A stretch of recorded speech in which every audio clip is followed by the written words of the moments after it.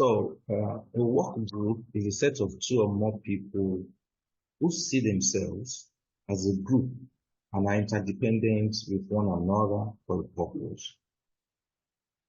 They are not only interdependent for a purpose, they communicate and interact with one another on a more or less continuing basis.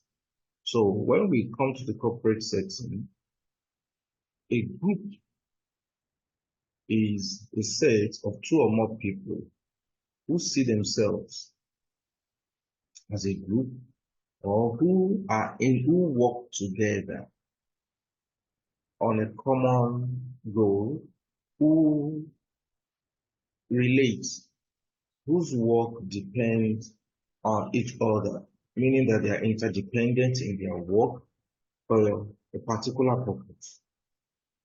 They must work together if they are to achieve that purpose. Therefore, they also communicate, they interact on a more or less continuing basis. So this is the idea of a group in an organizational setting, in a work setting. Two or more individuals whose work are interdependent,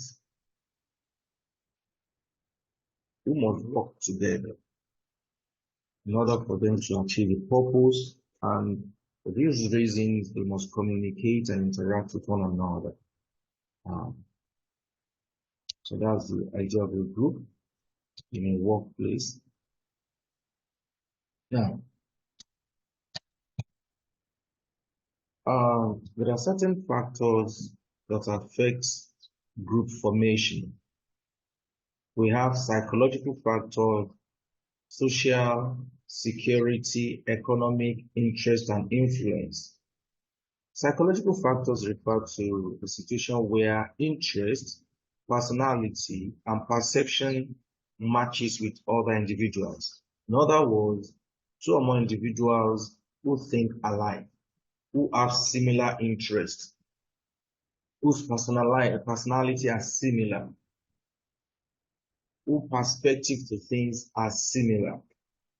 So for such people, psychological factor is their reason for forming a group. We have social factor. Here we are talking about things like religion, belief, ethnicity, culture, and so on and so forth. These are people that are bound together because of their religions, because of their belief, and so on and so forth.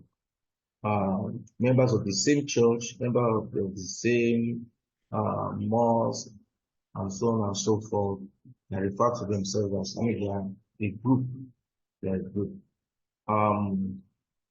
Security. Sometimes the feeling of insecurity over an unexpected situation, an unexpected development, can make people form a group. Can make people form a group. In fact, can also make a group more cohesive, more tight than they were before. Because security is one of the primary needs of humans. For instance, let's say people are in the market, just open space, doing their businesses, and suddenly there's an attack, or there's a threat of an attack from a terrorist group. Immediately we see these market people forming some kind of bond, even if they have never met themselves before, if they do not even have any reason for meeting themselves in the future, but we see them coming together. Such groups are formed because of security. Economic reasons also make people form a group because of the reason or reasons to make profits, to avoid losses, and so on. Business reasons. Also, interest and influence may make it a factor that can lead to group formation. When we are doing the same job, we have the same designations and objectives in an organization. Okay, why do we form group? The main purpose of any group is to generate specific benefits to the specific members of the group and the environment of the group. A group is formed to give benefits, definite benefits, specific benefits to its members and to the environment of the group. So when a person becomes a member of the group, that individual must fulfill at least four needs. Four needs must be fulfilled in such an individual. Number one is social and affiliation needs. Social and affiliation needs. Human beings, we are social animals. We are made to interact with others. So, job problems can be discussed with group members, and this often applies to personal problems as well. In other words, when people are in a group, they form this kind of bond that beyond their job, beyond the problem that is confronting them in their job, they may also discuss problem at home, problem in one area of their lives or the other. So you see that this way, that group is satisfying their needs, the members' need for affiliation. Also, we have identity, recognition, and esteem needs. The need to have an identity, the need for self-esteem. Also, we have security and power needs, and then other needs. Identity, recognition, and self-esteem or esteem needs. You see, human beings, we generally want to have an identity. Our psychologists say that need starts from when we are babies. When we are babies, when we learn to identify ourselves as an individual as distinct from others. Now, this need for identity keeps enlarging throughout our life. It keeps, it is always alive. It's always alive. And we want to be recognized, especially positively. And we want to feed our self-esteem from such identity, from such kind of recognition. That is why some people will join certain groups in order for them to feel harmony, in a sense. In order for the identity of the group to rub on their personal identity. All these are social psychological needs, the psychological needs. Okay, also the need for security and power. People feel more powerful in a group. That's why sometimes they're able to do something in a group when they act collectively, things that they are not able to do personally. That is why in riots, in protests, people are able to destroy things that ordinarily they wouldn't attempt if they are acting alone. The power, the sense of power that the group confers on them makes them to be able to do things. Okay, so identity, recognition, and esteem needs is the reason people become involved in work groups so that it can provide the recognition, the esteem needs. You can also, if you are familiar with Abraham Maslow's hierarchy of needs, you get what I'm saying here. You can also make a significant input into a person's identity development because a major part of the identity of those people what we're saying here is that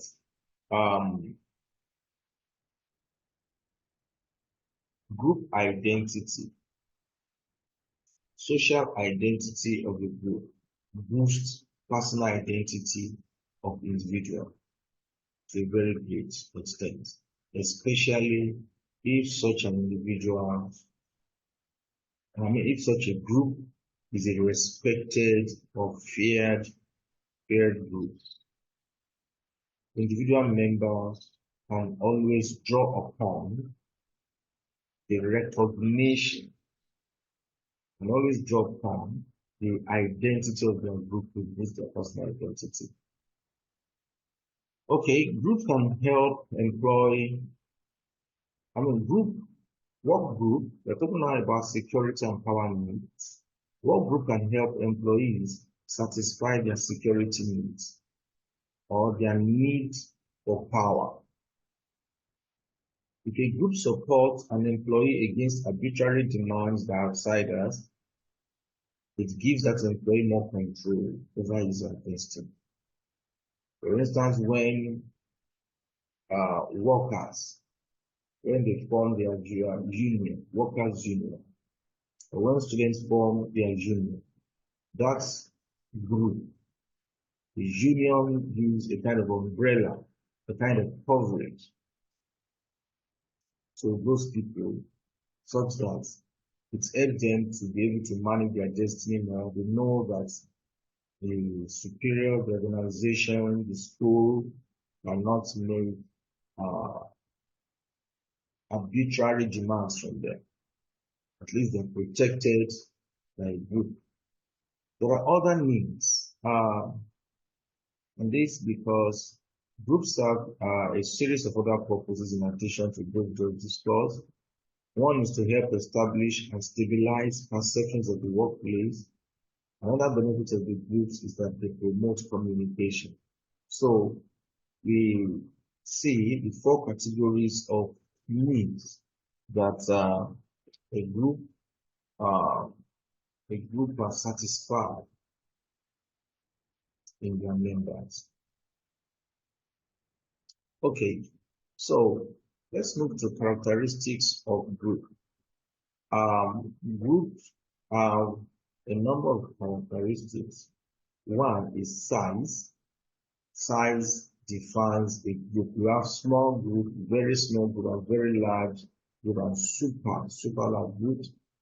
We have goals, that is the purpose for which the group is formed or was formed in the first place.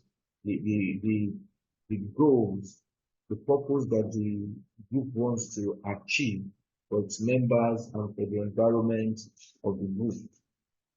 Group have norms. These are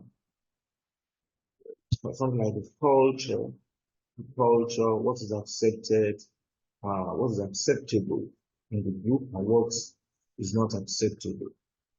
Groups have structure. We have the leaders, we have the followers, and so on. Group must have structure. Number 5, group have roles. There are roles that group must perform. Group have roles. Number 6, interaction. It is relationship within the group. And finally, groups have collective identity. So these 7 characteristics define what a group is. They are characteristics of group behaviors. These define how a group behaves.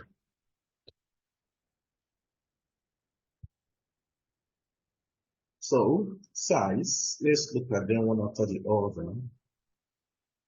To form a group, there must be at least 2 members. And the number of group members can range beyond 2, 15, 20, or even larger than that. The more the members in the group, the more complex it is to manage. And that is why In modern organizations, what they do is to make the group as small as possible, and they are given their tasks. That's where the idea of team comes from. So goals. Definitely every group has certain goals. That is their reason for existence. Norms. These refer to certain rules of interaction with the group members. Things that are acceptable, things that are not acceptable in a group. Okay. Structure. Depending on the roles, position held by members, every group has structure. You have your structure, and then roles. Members of a group have certain roles and responsibility, which are assigned to them by the group leader. So members play roles, leaders play roles in a group. Now, group members must interact. That is interaction. And this interaction can occur in several levels, in several ways. It can be face-to-face, via phone, in writing, and so on and so forth. And finally, number 7, characteristics of the group. There is collective identity. In a group, we have many individuals. Many individuals with different, world perspectives and so on. But when they come together in a group, people with different backgrounds, different professions, probably religions or ethnicity as well, all this identity, all the individual identity must be subsumed under the collective identity of the group. And the collective identity of the group will more often than not be defined by its purpose. By its purpose. The purpose of the group, the goal of the group. It go a long way in defining its identity. Okay. There are some classic theories. There are some theories of group formation. There are some theories about group formation. These were scientific explanations put forward to explain group formation and why people come together to form a group, why people affiliate with one another. We have Ullmann's theory, exchange theory of reward and cost outcome, balance theory, and propinquity theory. So these are the 4 theories we are looking at here: Ullmann's theory, propinquity theory, balance theory, and exchange theory of reward and cost outcome. I'm just going to be giving you the central argument, the central gist of these theories. I will expect that on your own, go online to search for more materials, starting with video materials on each of these theories. Okay, Ullmann's theory of group formation has 3 elements. And the elements are activities, interactions, and sentiments. Activities, interactions, and sentiments. According to Ullmann, these 3 elements are directly related to each other. The required activities are the assigned tasks to the people to work. These are tasks assigned to people to work on. The key element here is interaction, because of which the group now develop common sentiments for one another. So it starts with activities, and then because of these activities, members must interact, and as they interact, they begin to develop common sentiments for one another towards achieving the goal. That's the general gist of Oman theory of group formation. So let's look at balanced theory of group formation. This theory says that groups are formed on the basis of attractions of people towards each other because they have similar attitudes and values. Because they have similar attitudes and values. In other words, people with similar attitudes and values will be attracted to themselves. Look at the diagram. We have individual A interacting with individual B, and individual B interacting with C, and C with B, and then C with A. And you see that they will act in a common way towards authority, towards work lifestyles, towards politics, religions, and so on and so forth. There are some groups that are formed because of these reasons.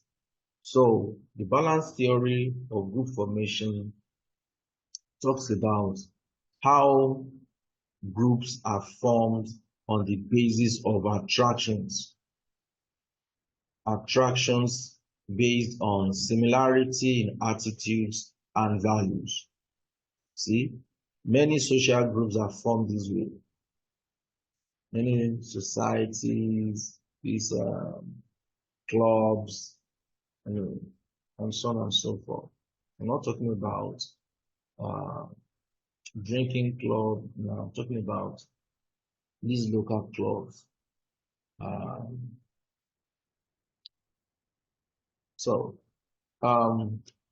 From equity theory of group formation, equity means nearness, like proximity, closeness. Therefore, the theory of equity states that individuals affiliate with one another because of geographical proximity, because of spatial proximity. They're living in the same neighborhood. They shop, or their markets, their store is within the same space in the market.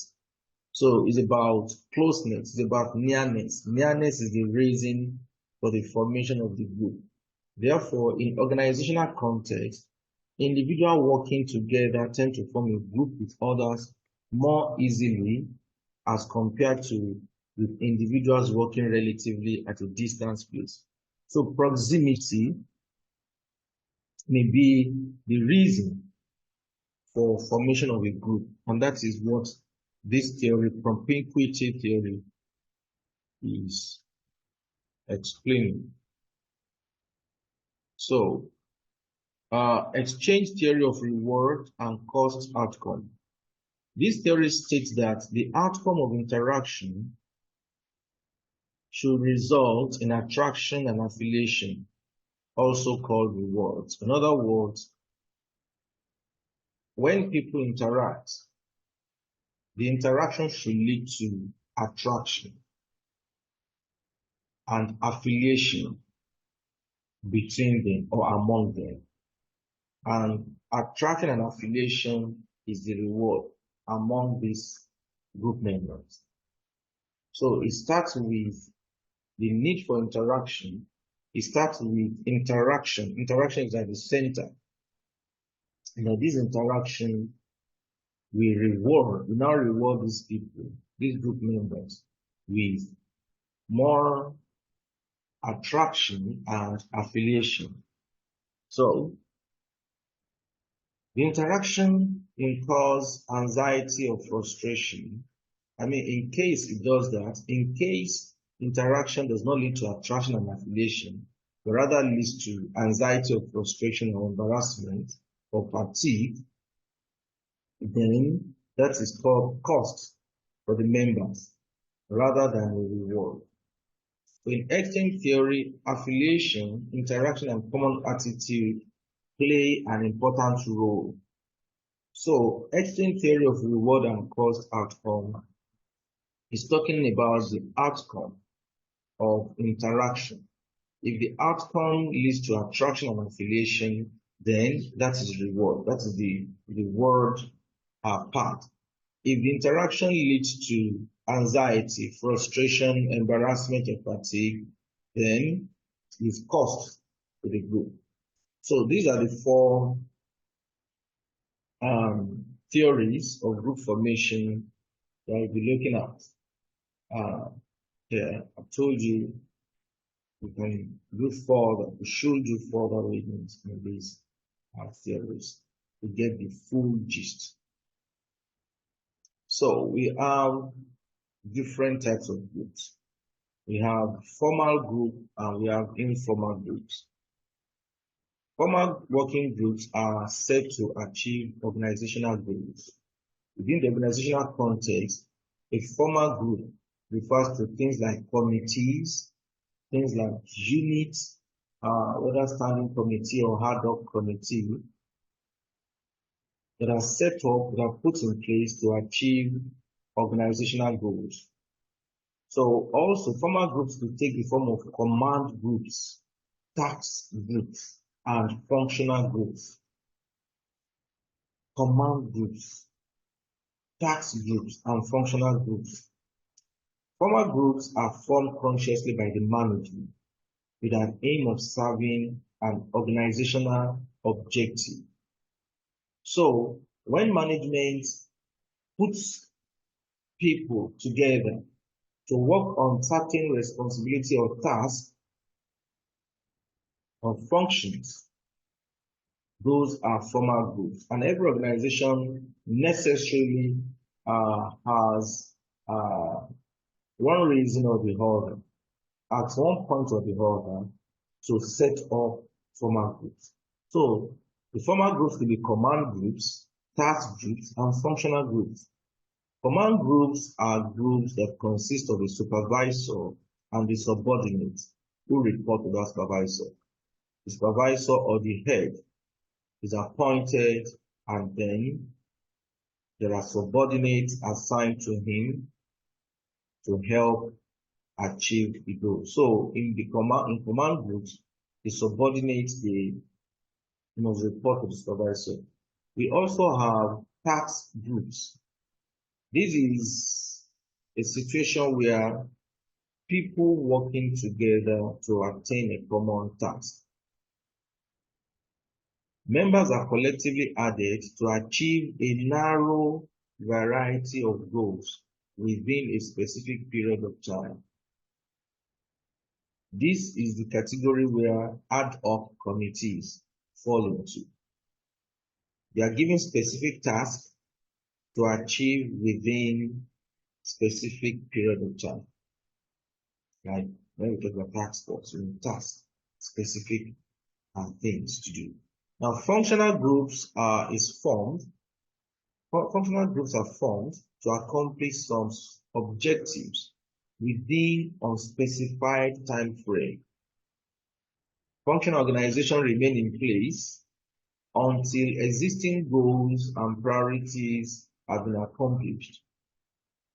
So that time is a major difference between task groups and functional groups. Time and the size of responsibility. In task groups, it is very specific responsibilities, very specific, and they are time bound. Whereas in functional groups, you have more functions, and the time given to them is unspecified. Now, in organization, because people are humans, we are social animals, wherever we are put together, we tend to naturally develop relationships that are not in line with, that are not necessarily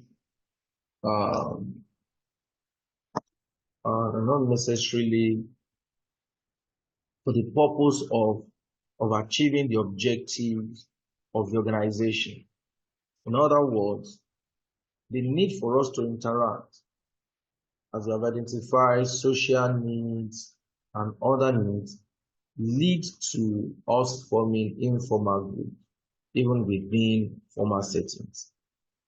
So the social and psychological variables operating at the workplace result in the formation of the informal groups. These groups are created spontaneously. In other words, it's not a situation of somebody giving task or command, but before they are formed. These are formed based on common interests, social needs, physical proximity, and mutual attractions. So we have different types of informal groups. I think there's an error. The command group should not be here, so I'm sorry for that. There are different types of informal groups. We have interest groups. These generally go on over time, and they may also end longer than general informal groups. You can have hobbies, group, tennis club, football, soccer team, and so on. So these are all examples of interest group. You can have a situation where college students work together to create a community learning for a particular class. That's an example of interest group. In other words, interest groups are based on common interests beyond official reasons. Two, we have friendship groups. Friendship groups are influenced by members sharing common social events, political views, oral values, or different regular bonds. These are just a collection of friends, of friendly people. Members enjoy each other's company. They may meet frequently or not so frequently to engage in certain events after work. So these are examples of informal group. We also have reference group. Reference group refers to a situation whereby a group of people, they find themselves in this situation because the fundamental thing here are social validation and social comparison and public approval. What we mean here is that sometimes public approval for certain group, public approval makes some individuals to explain their behaviors and beliefs, and public affirmation enables these individuals to understand their own actions by comparing themselves against others. Reference classes have a significant impact on the actions of members.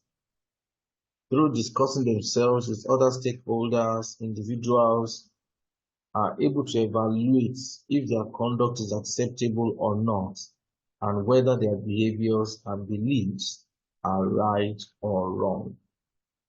Whether their behaviors and beliefs are right or wrong. So reference category or reference group is the kind of group that people use to find themselves, to define themselves, to be able to get social validation, public approval, social comparison. There are certain informal groups that people join deliberately to achieve these purposes. So there are stages of group development. Group don't just start and mature all at once. It's not like a big bang thing. So there are different stages that group go through when they are developing.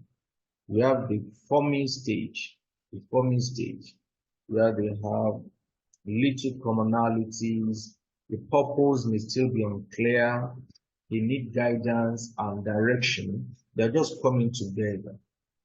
Then From forming stage, we go to storming stage, where we have conflict, increased clarity of purpose. That is, their purpose for coming together began to get clearer. Then we have power struggles. Somebody wants to become this or that, power tussles, and then coaching, where they begin to learn from themselves, or where some people take the initiative to uh, teach or train the group or other members of the group. Okay, the next stage after storming is numbing. Numbing, that is when they bring everything to normalcy.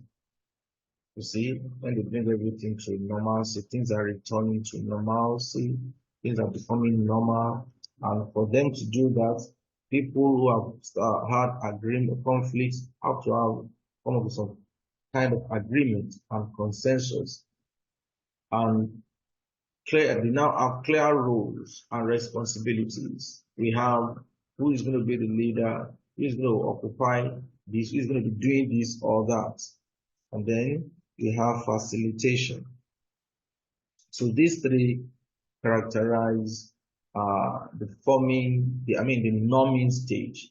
Now from the norming stage, the group goes to performing stage, where their vision is clear, their purpose is clear. They have clear vision and purpose. We focus on goal achievement. We focus on achieving the goals of the group and begin to delegate power, delegate authority, delegate responsibilities. You see, because of the need to achieve their goals, they need to do more or less like a division of labor. Finally, the group moves to adjourning stage. Adjourning stage, where complete their task, they have good feeling about achievement, and they have recognition. So these are the 5 stages of group development: forming, storming, norming, performing, and adjourning.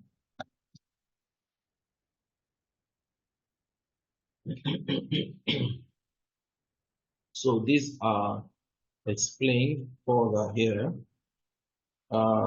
Stage 1 is the forming stage, is the stage of initial formation, where a group of people with abilities necessary to achieve an organizational goal are assembled and assigned a task.